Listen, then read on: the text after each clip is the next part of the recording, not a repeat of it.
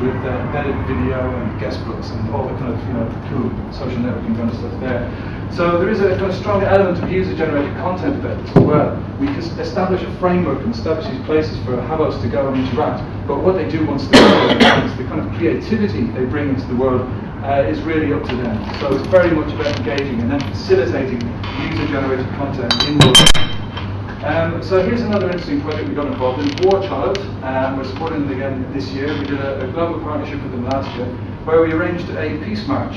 So it's really to raise awareness of young people who are affected by conflict, war, and to voice teen concerns about conflict globally.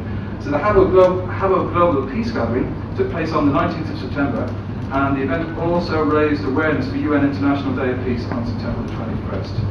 So teens can take part in the campaign by joining the War Child's group page on Habbo, downloading badges and stickers for their avatars to wear to show their support for War Child, attend the Global Peace Gathering in World with millions of other teenagers, and also in the Netherlands we organise an online petition.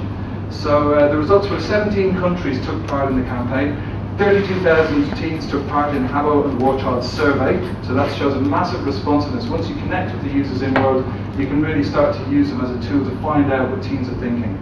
62,000 teens signed up at the Habbo group page, 82,000 teens downloaded War Child badges to wear in World, 43,000 campaign stickers were downloaded, and 32,000 people watched a YouTube video of the event.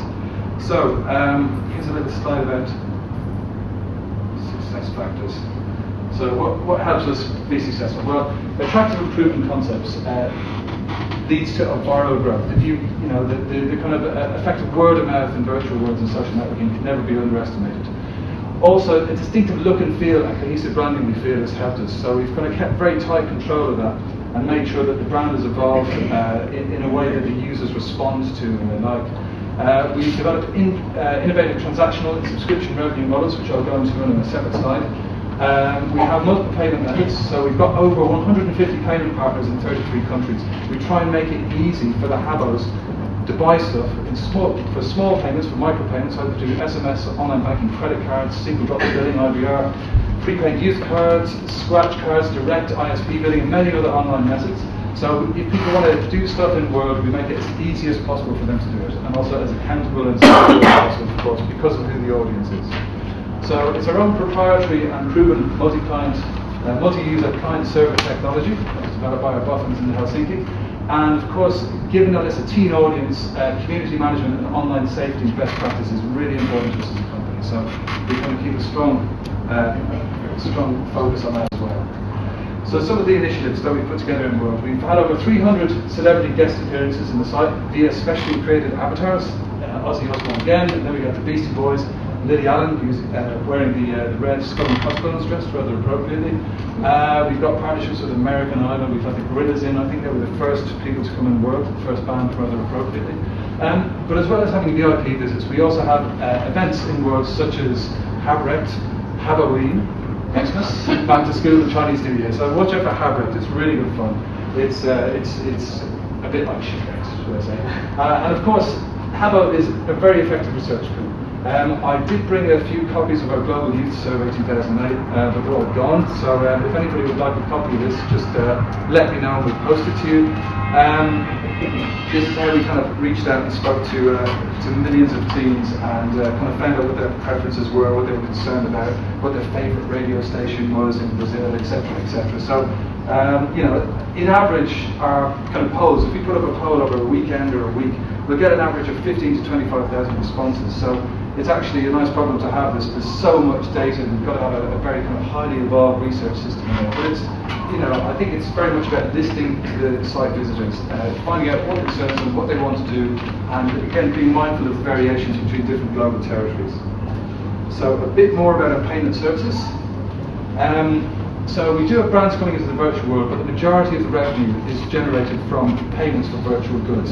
So this is, like the presentation says, real money for virtual in a virtual world. The payment service is a key success factor to the commercial success of the Habbo hotel community.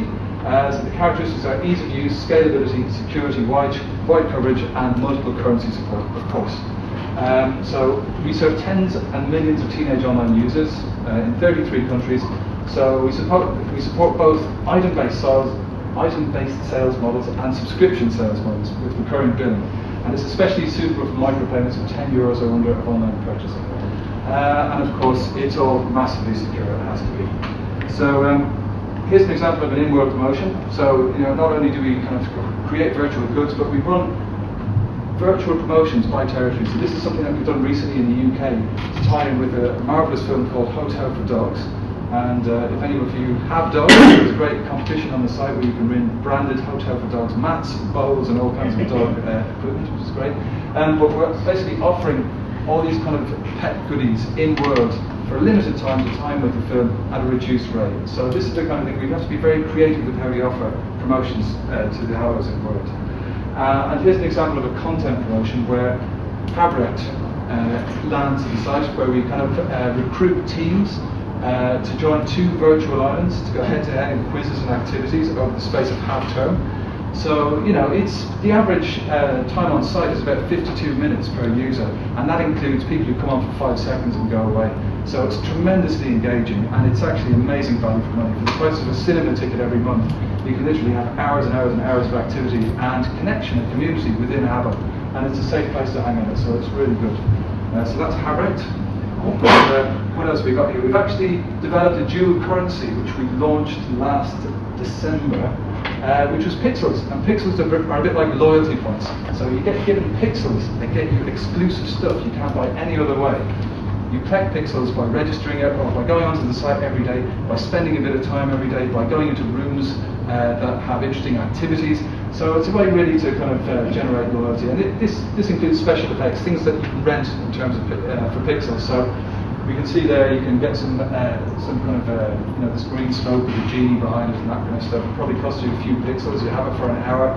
It's a way to encourage loyalty. So it's all good. Your teams love it, and they kind of ask for new and interesting stuff all the time. So it's kind of real money and virtual money and a secondary currency that's called pixels as well.